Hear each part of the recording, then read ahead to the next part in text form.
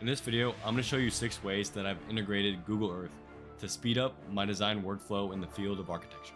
Using Nano Banana Pro alongside Google Earth has allowed me to create renderings, massing, site plans, and diagrams, all by using context from Google Earth. I'm going to transform this rendering using Google Earth. But before we do that, let's go into Google Earth and grab the screenshot.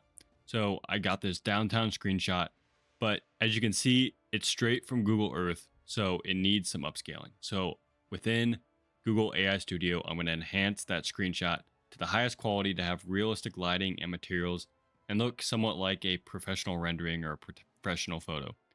And so this is the result I got just with that one prompt. And already this looks like a drone footage realistic photo that we have. But now it's time to adjust this rendering.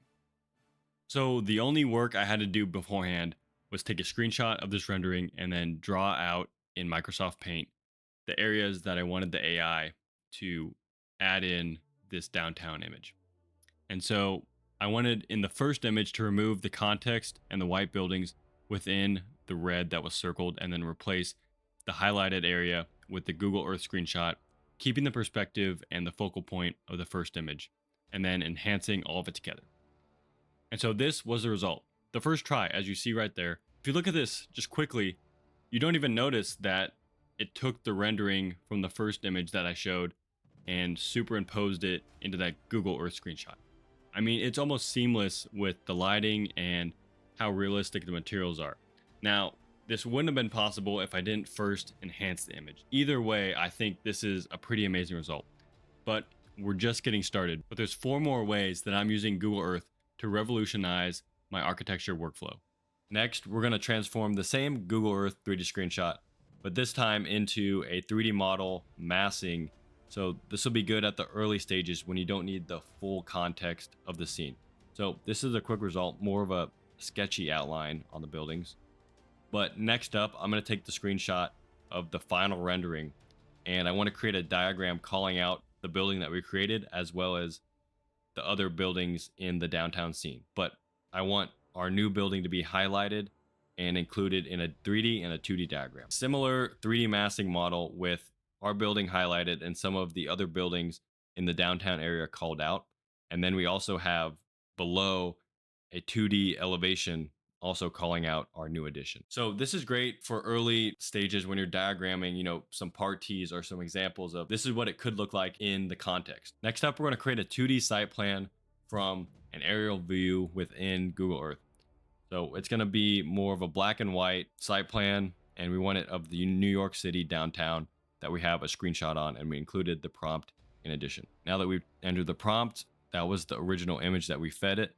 And then this is the result. It definitely rotated the image, but I think this is a great start when you're needing site plan context, but without too much detail. And finally, we're gonna hop into Google Street View and we're gonna go down this road. I'm kind of looking for an area to add in and draw in a building. So I like this park that's been unoccupied and I wanna create a pavilion. So I'll go ahead, all I have to do is do a screenshot of the space. I just brought it into Microsoft Paint and I'm going to draw in just a basic idea of what I want, which is going to be pavilion. So I'm going to draw the canopy that kind of covers the pavilion. I'm going to go and draw the supports right here. And then let's get in some more detail and add what the roof style is roughly going to look like. So it's very simple. You don't have to go super complex when you're sketching in your ideas. That's where the prompting comes from, to give more detail and more direction to what the AI is going to create. But this is the rough structure of what I want. And that's all you need to start out with. So I brought it into Google AI Studio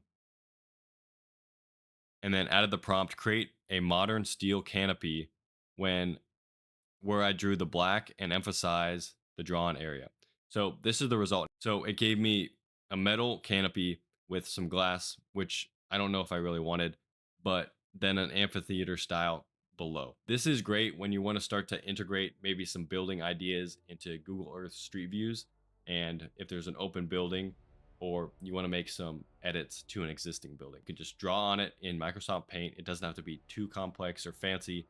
And then you bring it into Google AI Studio And that's where you can kind of start to be creative and bring your ideas to life. So in this video, we learned how to upscale images and then bring Google Earth screenshots and put them in a background of a rendering and transform the whole scene to be more realistic.